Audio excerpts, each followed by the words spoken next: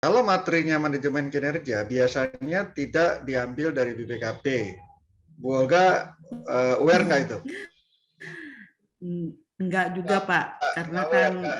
Nah, kenapa kali ini manajemen kinerja diambil dari saya? Ya, manajemen itu bukan hanya soal sakit, ya. SPP itu sendiri pada dasarnya, pernah dengar SPP kan Bapak Ibu kan? SPP itu sendiri sebenarnya manajemen kinerja, ya, performance management. Jadi betul tadi yang Bapak tadi bilang, ada pengendalian. Kalau dia pengen penyerapan, maka harus ada pengendalian. Gitu kan, itu benar. Ya. Jadi pengendalian, kontrol dengan kinerja itu nggak bisa dilepaskan, Bapak Ibu. Ya. Jadi kalau di luar negeri sebenarnya kita nggak bilang lagi kontrol, nggak bilang lagi manajemen pengendalian. Kalau dulu namanya control management system, ya, manajemen kontrol sistem (MCS), ya. Sekarang itu namanya disebut performance management system, sistem manajemen kinerja, gitu loh. Jadi kata pengendalian itu, ya, itu sudah diganti menjadi kinerja. Yang di manage adalah kinerjanya, bukan pengendaliannya. Karena yang besarnya adalah manajemen kinerja. Nah, tadi saya bicara culture karena orang bule sendiri sudah menemukan, ya, orang-orang profesor-profesor, secanggih-canggihnya kita bikin performance management system, ya, yang di dalam lingkaran ini, ya, yang saling terkait semua komponennya, itu akan dipenuhi atau akan sukses atau enggaknya aspek culture itu dominan, contextual factor, ya. Contextual factor itu sangat dominan, hati-hati. Termasuk di situ aspek belief, ya, contextual factors, aspek keagamaan, kemudian aspek political, ya, itu nggak bisa kita lepaskan. Gitu, ethnics, ya, di dalam culture, ya, ada ethnics. Terus juga culture itu bisa culture-nya nasional, bisa culture-nya lokal, ya kan, local culture, bisa juga dia culture-nya profesinya, para agamawan misalnya, para ustadz gitu. Itu punya culture sendiri yang berbeda dengan culture-nya akuntan, culture-nya engineering gitu. Jadi harus kita pahami ketika kita mengimplementasikan atau mengembangkan manajemen kinerja, aspek itu harus diperhitungkan, ya. Jadi kalau dibilang manajemen kinerja, ya jelas. Ingat, manajemen kinerja itu bukan hanya soal KPI, bukan hanya soal indikator sasaran strategis, ya, bukan soal hanya indikator-indikator, ya.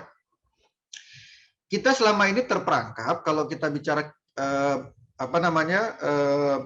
kinerja atau manajemen kinerja, kita lari ke key performance measure-nya. Jadi indikator-indikatornya, KPI-nya, ya enggak?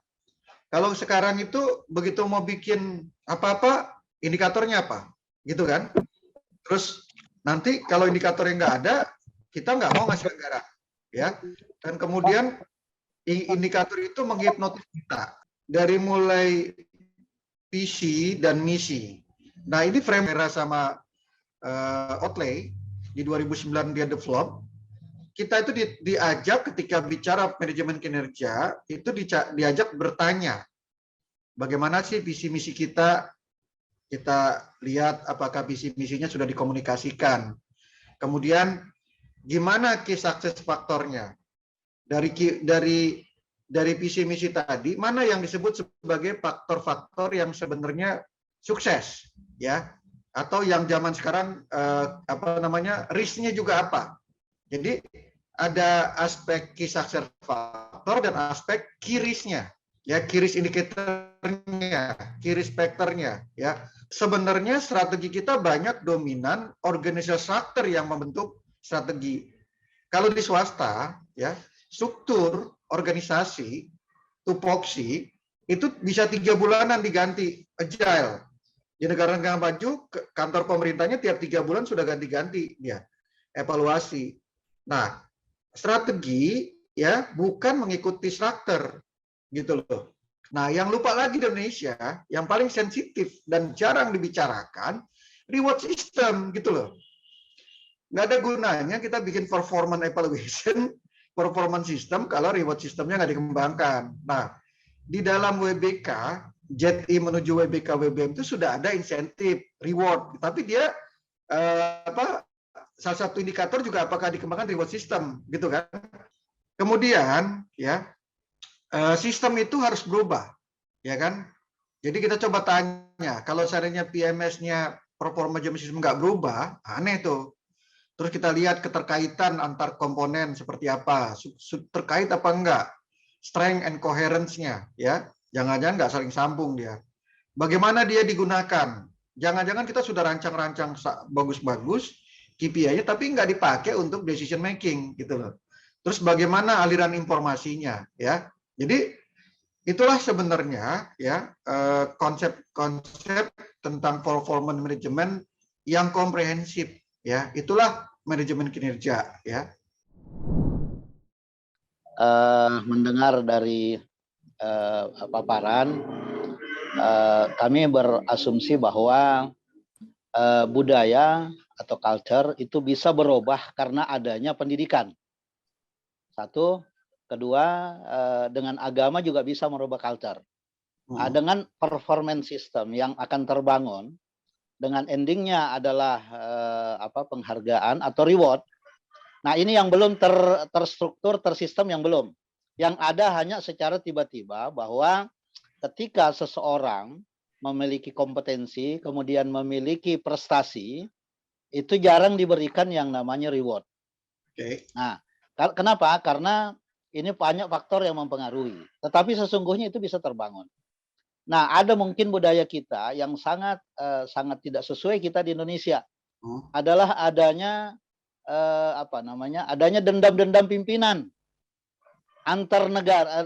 Di Indonesia kita kan antara Soekarno, kemudian Soeharto, kemudian Megawati. Nah, ini suatu sistem yang terbangun akan dirombak dengan adanya suatu sistem yang akan dengan sendirinya akan hilang ketika sistem yang di era sekarang ini terbangun. Nah, begitu juga dalam pemerintahan. Itu bisa berubah, sistem kita bisa berubah ketika pendidikan sudah semakin maju, kemudian teknologi semakin kuat. Nah, kemudian itu akan merubah cara berpikir kita, termasuk budaya yang akan muncul. Nah, tapi kita di sisi pemerintahan memang ini harus kita lakukan, bahwa ketika seseorang memiliki kemampuan, taruhlah sekarang kita akan berhadapan dengan situasi keterbatasan SDM yang kita miliki terhadap terbatasnya ASN. Kita menggunakan suatu perbedaan antara ASN, kemudian P3K, kemudian dengan honor. Nah, padahal honor ini saat sekarang kita sangat membutuhkan karena rata-rata jiwa muda. Nah, pada saat memiliki jiwa muda, mereka memiliki kemampuan untuk mengeksplor diri agar bisa memberikan kreativitasnya kepada instansi yang kita miliki untuk kita dorong. Jika ini kita tidak lakukan akan ketinggalan besar. Nah, ini harus kita bangun suatu struktur, suatu sistem agar bisa menjadi pendobrak untuk majunya suatu instansi. Nah, ini barangkali Pak Rudi sebagai narasumber mungkin yang kami tangkap tentang adanya siklus performance manajemen sistem yang terbangun. Terima kasih Pak. Assalamualaikum warahmatullahi wabarakatuh.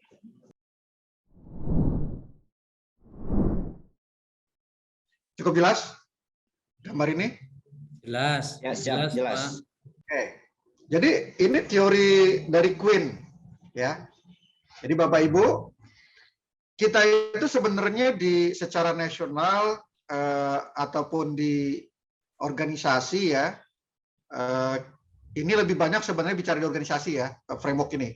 Jadi kementerian atau PT-PT perusahaan Telkom itu punya ciri masing-masing. Dia bisa culture-nya itu. Ada culture-nya adokrasi, ada culture-nya klan, ada culture-nya hierarki, ya, hierarchical. Ini dibangun dari kalau kita lihat aspek vertikalnya, organisasinya biasanya kita bisa lihat dia fleksibel atau sangat sentralisasi, sangat terkendali. Bisa kita lihat orientasinya ke eksternal atau ke internal. Ya. Jadi ini sebenarnya teorinya teori pengendalian. Jadi kalau organisasi itu terlalu kendalinya itu terpusat, ya, dia kurang fleksibel dan kemudian cenderung hanya fokus kepada aspek internal gitu kan, itu kita bisa lihat antara dia masuk ke clan atau dia masuk ke hierarchical culture, kultur hierarki atau kultur clan. Tapi kalau dia berorientasi keluar, ya eksternal, dia akan menjadi kultur adokrasi atau kulturnya market. Nah, ingat ya, kalau di dalam kultur market itu sebenarnya iya ada pengendalian yang kuat gitu ya. Makanya kita punya SKP dan sebagainya, tetapi orientasinya keluar ya. Dan kita itu ukurannya adalah performance. Jadi short term performance, ya kan? Jadi tahun ini berhasil apa enggak? Makanya sekarang diajak kita agile, dynamic gitu kan. Jadi do things fast, ya kan? Jadi melakukan sesuatu berbagai hal secara cepat, ya. Itulah yang sekarang meresap di reform kita di pemerintahan itu diajak menjadi kompet. Nah, kalau kompet ya tadi dia memang nggak perlu sungkan-sungkanan gitu loh sebenarnya. Jadi harus berani gitu loh, harus berani unjuk gigi gitu loh. Itulah yang sebenarnya kalau kita bicara performance base gitu loh. Jadi kalau kita bicara performance management itu memang diarahkan ke sini gitu loh. Nah, tapi sebenarnya realitanya negara kita, masyarakatnya tidak masyarakat kompet, tidak masyarakatnya market. Yang jadi masalah, jangan-jangan kita juga masih dominan di kontrol, ya kan? Kontrolnya kuat, ribut di dalam, gitu ya. Di Indonesia itu sebenarnya dominannya di sini, hierarkinya sangat kuat. Tadi Pak Hamzah bilang, atasan saya. Nah, kalau di dalam performan, enggak, itu dirinya yang harus kompet. Jadi dia nggak menyatakan, enggak, saya punya kualitas, saya punya kompetensi, gitu loh. Ya, nah reform kita membawa ke sini. Nah, sementara beberapa daerah juga masih sebenarnya ya dia hahihi, nggak ada pengendalian yang kuat, nggak ada pengendalian masyarakatnya juga nggak begitu kuat gitu ya. Ributnya fokusnya kepada internal, ya mempertahankan kebersamaan. Itu namanya collaborate, ya kan? Dia clan culture. Jadi hubungan grup gitu ya, para clans-nya gitu kan. Jadi do things together gitu kan. Dia pengennya bersama-sama. Nah, sehingga itu dia kontradiktif banget dengan do things fast yang individual. Jadi masyarakat kita itu sebenarnya dominan kolektivis di collaborate clan. Sementara reform kita, performance itu mendorong menjadi individualistik. Ya kan? Menarik nggak? Jadi kalau kita di organisasi, pemerintahannya sendiri, kementeriannya itu lebih banyak ke hierarchical. Ya kan? Ya fokusnya ke kontrol. Do things right. Kalau enggak nanti ditangkap, ya kan? Sama PH. Gitu kan? Nah, kalau yang dia adokrasi, do things first, gitu ya, itu malah mungkin nggak terlalu ketemu di kita. Nah, ini mungkin di tim-tim sukses banyakan nih. Begitu kampanye di partai, itu dia adokrasi, gitu ya. Jadi gambar ini akan membuka mata, sebenarnya kita itu susah jujurnya untuk masuk ke performance management. Karena itu bukan culture kita. Bukan culture-nya kompetitif market. Gitu. Ya. Oke, ada yang mau komentar sampai sini? Pak. Oke, silakan. Ini banyak saya alami. Kebetulan saya ini sering bersinggungan dengan ini Pak, BUMN ya. Saya itu iri dengan mereka. Karena kalau pendekatan BUMN itu kan kinerja. Jadi kalau ada staf-staf yang nggak bagus, langsung kita resign diakhiri lah kontraknya lah. Kita ini kesulitan Pak. Kami ini sesungguhnya mau bergerak kayak gitu Pak. Artinya kita bahasa gampangnya kalau punya kewenangan, kita bisa pilih-pilih staf Pak. Oh ini saya kalau dikasih target ini saya harus punya buah begini. Jadi yang tidak sesuai harus minggir. Nah, tapi ini kan culture ini sulit Pak. Makanya saya mengharapkan kalau ini pemikiran Pak Rudi ini bisa ditangkap oleh Pak Menteri Cahyokumolo sangat bagus karena ini yang Bapak sampaikan adalah semua yang dialami teman-teman, Pak, ya. Bahkan mohon maaf, Pak, sekarang ini yang namanya rewet hampir enggak ada. Mau rajin, mau enggak, mau pinter, mau bodoh gaji sama. Nah, ini yang menurut saya hal-hal yang harus kita ubah. Saya sepakat sekali. Tapi sistemnya menurut saya, Pak, yang harus didulukan ini. Melalui mana kita bisa mengubah ini? Kita diskusi, Pak.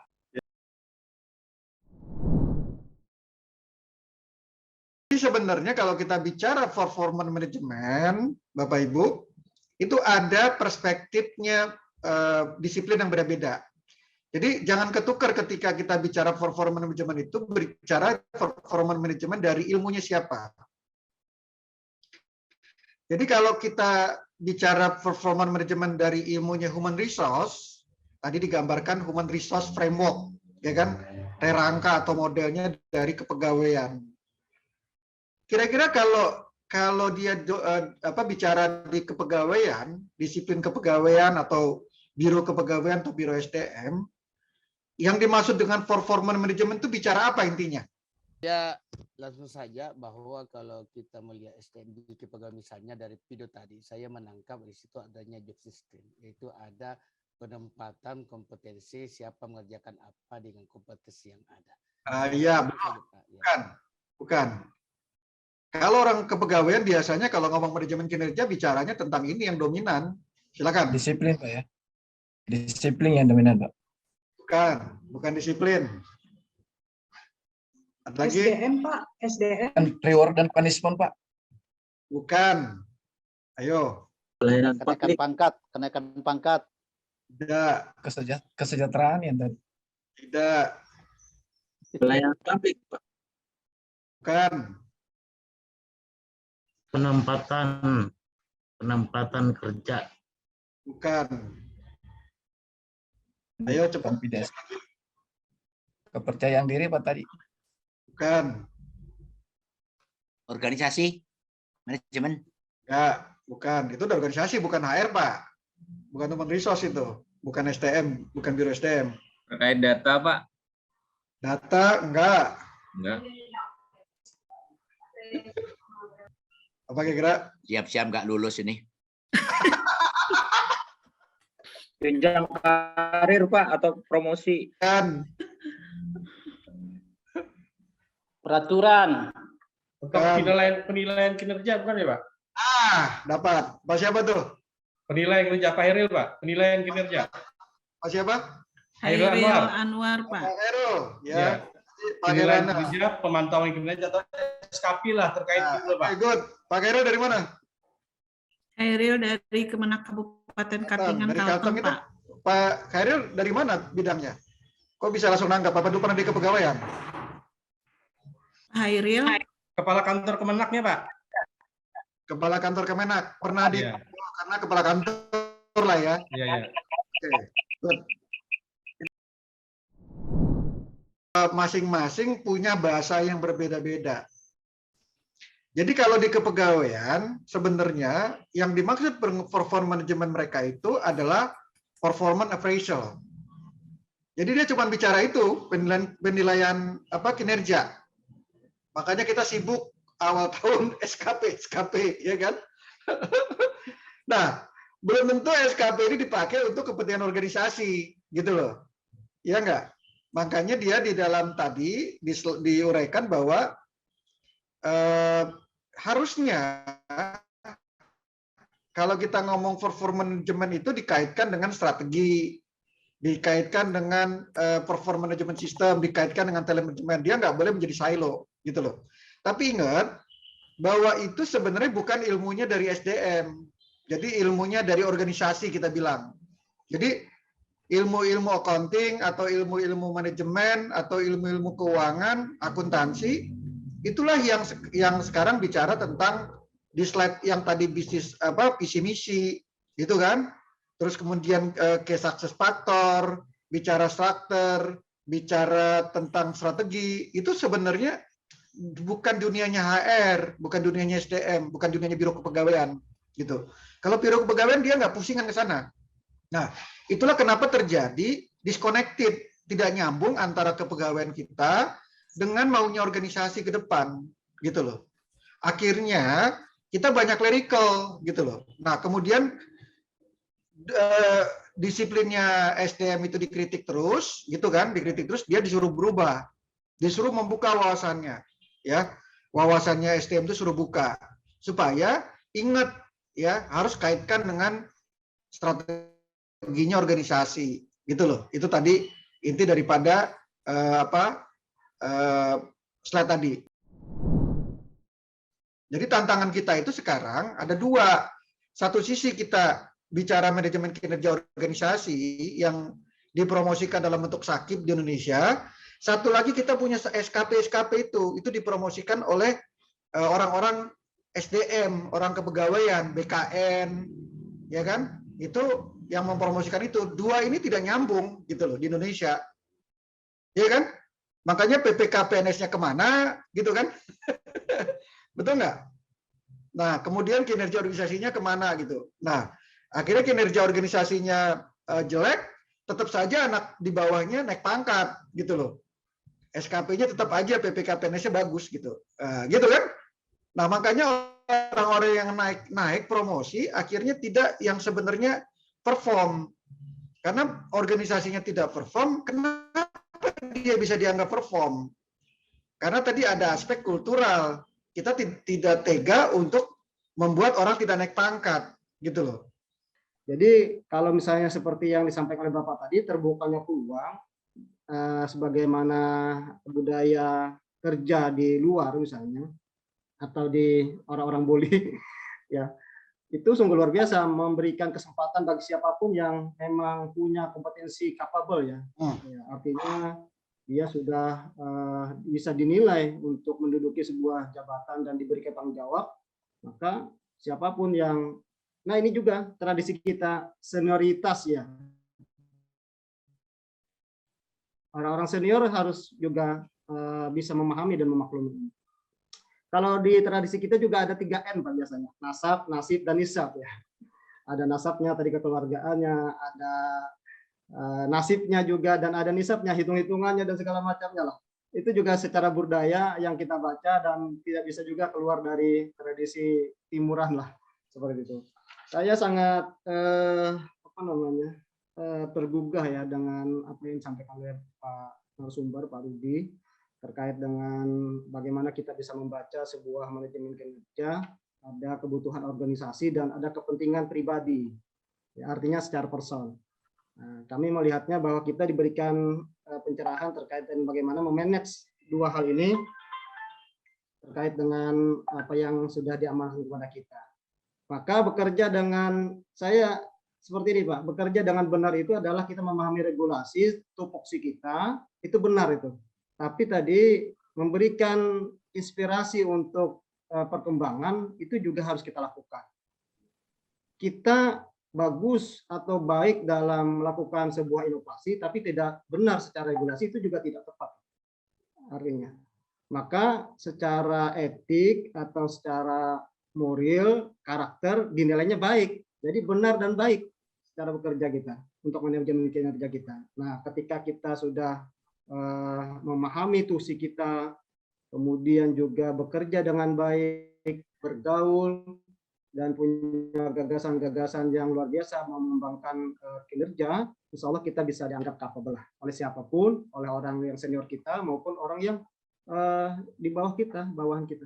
Nah, mungkin itu tanggapan dari kami Pak. Mudah-mudahan ada manfaatnya. Terima kasih banyak atas ya, wawasan yang luar biasa hari ini. Sungguh tergugah. Terima kasih. Assalamualaikum warahmatullahi wabarakatuh. Wah, ini menarik ini. Jadi sangat orang milenial generasi 80-an siap-siap jadi talent full, percepatan menjadi eselon 2 ya. Sekarang eselon berapa? Eselon 3 Pak. Kepala Kemenang. Oke ya. Jadi saya dulu dengan atasan saya itu sering tuh sama eselon 2 saya Anda benar, Anda benar kata di Jawa. Saya karena orang Batak nggak ngerti gitu. Kita nggak cukup benar saja, harus benar. Terus saya karena tidak begitu interest gitu ya, Ya saya serba orangnya cuek ya. Jadi tapi saya tetap waktu eselon 4 itu termuda. Jadi saya masih 3B sudah eselon 4. Kemudian waktu saya eselon 3 juga masih 3D, saya sudah eselon 3. Jadi saya kenaikan pangkat itu istimewa terus ya.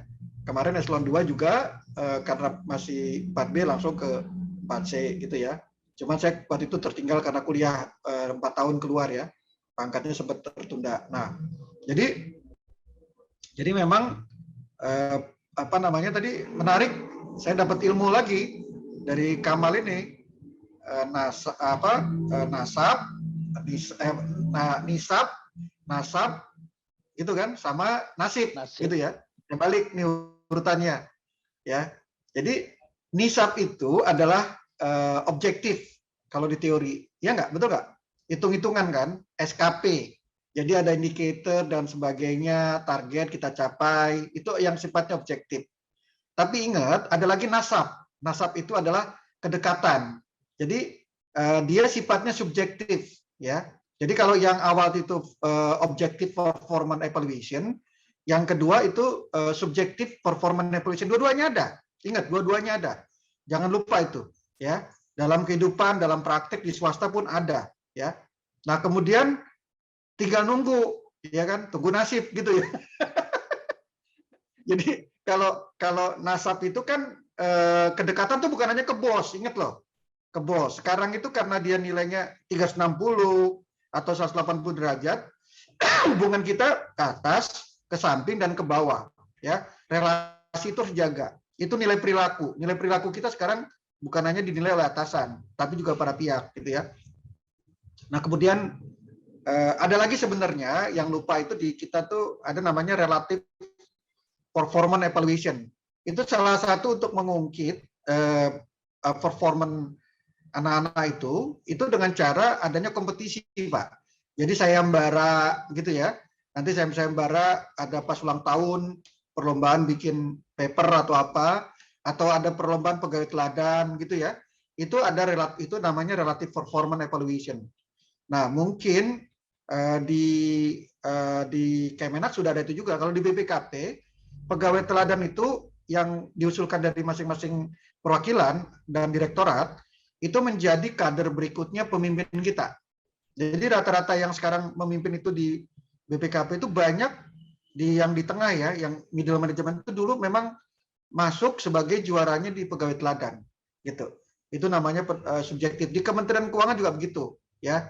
Dia sekarang dengan talent management juga menggunakan itu gitu. Jadi jangan lupa kembangan juga yang tadi pendekatan sayembara. Nah, silakan gambar ini, slide ini bisa meresapi atau enggak, sudah bisa membingungkan atau tidak. Baik, terima kasih atas kesempatan yang diberikan. Di dalam melakukan suatu kegiatan, tentu tidak lepas dari kegiatan strategi bisnis. Karena untuk pencapaian satu organisasi, tentu harus melihat pertama untuk membuat sesuatu agar bisa dipandang orang, tentu ada nilai yang harus nilainya adalah bahwa nilai produk atau produk yang dihasilkan untuk bernilai tinggi. Kemudian yang kedua, tentu ada strategi yang harus dilakukan untuk bagaimana organisasi kita bisa dikenal. Kemudian tentu juga ada kritikan-kritikan yang juga kita tidak harus abaikan, harus kita ambil sesuatu pelajaran. Nah, yang paling penting adalah untuk pengendalian adalah tentu ada konsekuensi risiko yang harus perlu diperhitungkan. Nah, di dalam mengendalikan suatu organisasi tentu perlu manajemen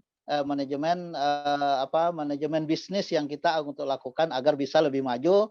Kemudian tentunya juga agar tidak berisiko terhadap organisasi kita, tentu perlu mempelajari tentang risiko yang dihadapi. Terutama kalau kita di dalam suatu organisasi ada risiko keuangan yang harus kita kendalikan. Mungkin itu Pak. Terima kasih. Assalamualaikum warahmatullahi wabarakatuh. Tadi yang Pak Misbah sedikit sudah mulai touch.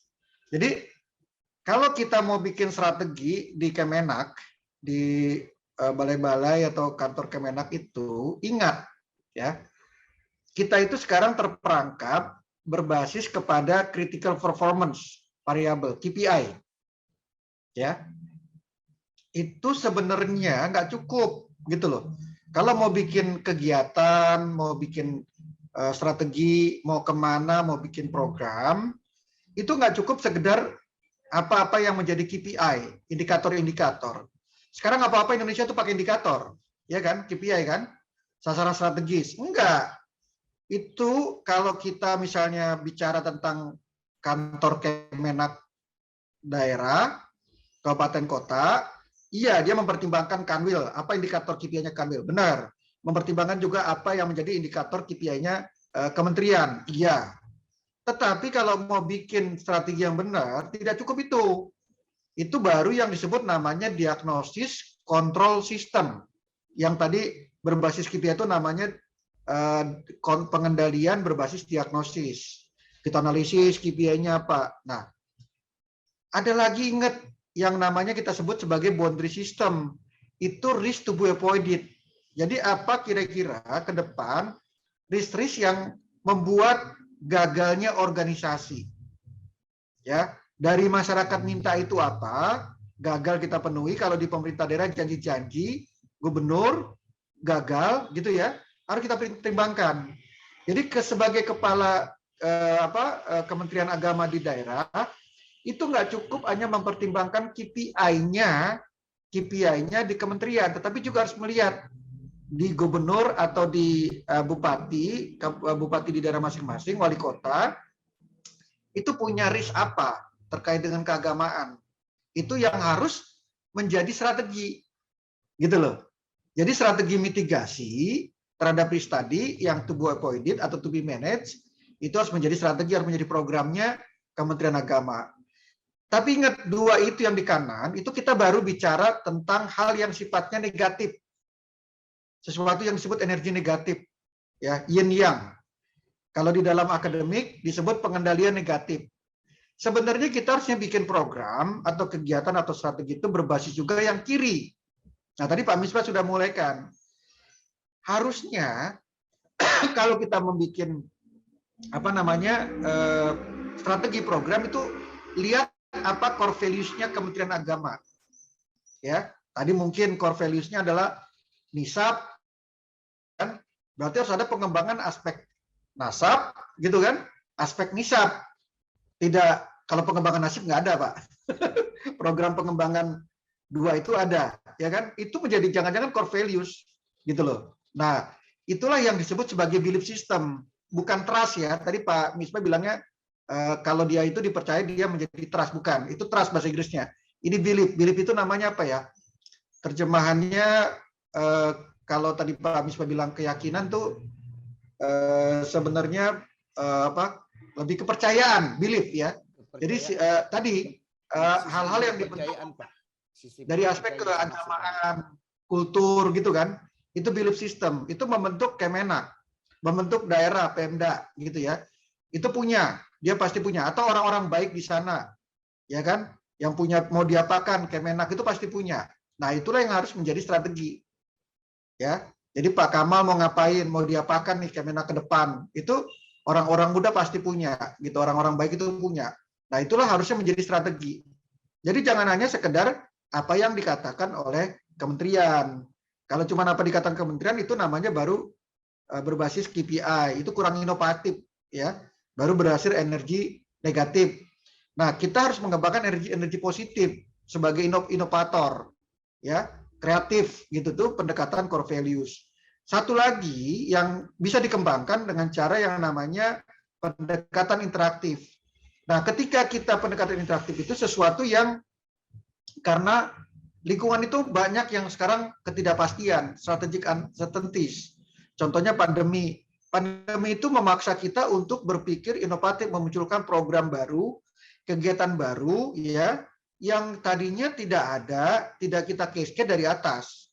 Di kementerian bisa jadi nggak ada idenya, di Kanwil nggak ada, gitu. Karena kita belajar di lingkungan, di pandemi, itu oh ternyata harusnya kita melakukan ini, atau di Tanah Bumbu, atau di Kota Baru, Pak Kamal. Nah, itu melihat lingkungan strategisnya seperti apa, strategic uncertainty-nya apa.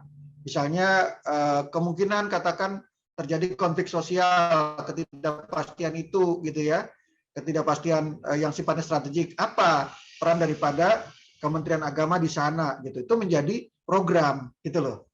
Nah, kalau isu Islam Nusantara, Islam ini itu nggak ada mungkin di Kota Baru gitu ya. Di tempat di Jawa ada. Itu ketidakpastian, itu mungkin akan memunculkan hal-hal yang berpengaruh pada keselarasan organisasi gitu kan, berpengaruh kepada kebersamaan, keberagaman Indonesia, maka dia harus dibangun strategi berbasis itu. Itu disebut sebagai interactive control system. Jadi itu energi positif gitu ya. Jadi kita itu jangan semuanya terlalu banyak di kanan. Di kanan itu energi negatif, banyak kan polisinya ya. Jadi ini nggak boleh, maka kita lakukan ini, bikinlah peraturan, bikin SOP, itu namanya boundary system, ya. Kita bikin kegiatan-kegiatan, bikin program, prosedur-prosedur itu dalam rangka risk to go avoided, ya kan? Itu baru satu hal. Dan kita dominan di Indonesia sebenarnya bikin strategi, bikin program itu kebanyakan cuman yang di kanan, energi negatif, energi positifnya. Values lokal, values-nya kementerian, values-nya departemen, ya Kementerian Agama, kantor Kementerian Agama, itu kurang diangkat, saya lihat. Ya, lokal konteks kurang. Kemudian dialog dengan teman-teman, dengan anak buah, ya, yang harusnya tadi kita muncul interactive control system, itu akhirnya kita bisa memahami strategic uncertainties karena kita ngobrol. Makanya di BPKP ada Library Cafe, itu tempat kita ngobrol, ya. Jadi kita diskusi, teman-teman datang gitu ya, tamu-tamu gitu ya. Kalau kita masuk ke ruangan formal, ruangan rapat, itu biasanya kita jaim, menjaga image, jaim kita cenderung tidak open, tidak terbuka. Tapi kalau dengan kopi, kita coffee culture di kafe-kafe gitu, di kafe kantor, itu nanti akan lebih enak, lebih selaras ya, lebih terbuka masyarakatnya gitu. Jadi itulah cara membuat strategi di dalam manajemen kinerja gitu loh. Karena tadi ingat, manajemen kinerja penting banget membuat strategi yang baik ya, strategi yang bagus. Di kita sebenarnya strategi itu kebanyakan copy paste, bahkan mungkin hanya tukang administrasi, operator data ya. Pak Kamal jangan-jangan dulu dipromosi karena dulu rajin bikin operator data sebagai operator data gitu kan. Ngentri RKKL, ngentri rencana gitu kan. Nah, orang-orang ini sekarang dinaikkan menjadi promosi gitu kan, sebenarnya kan gitu. Nah, tapi ingat ya, itu baru satu hal, belum keseluruhan ya. Jadi kira-kira itu yang saya kasih gambaran kepada Bapak Ibu sekalian. Mudah-mudahan sudah cukup jelas. Demikian, waktu kita sudah habis 10.30. Mudah-mudahan sudah cukup membakar Bapak Ibu sekalian pemikirannya. Tinggal sekarang bagaimana memperhatikan di lapangan, itu urusan Bapak Ibu sekalian, ya kan? Saya tunggu kalau mau mampir ke Banjarbaru, kita ngopi-ngopi di Library Cafe-nya BPKP. Silakan, saya kembalikan kepada Olga.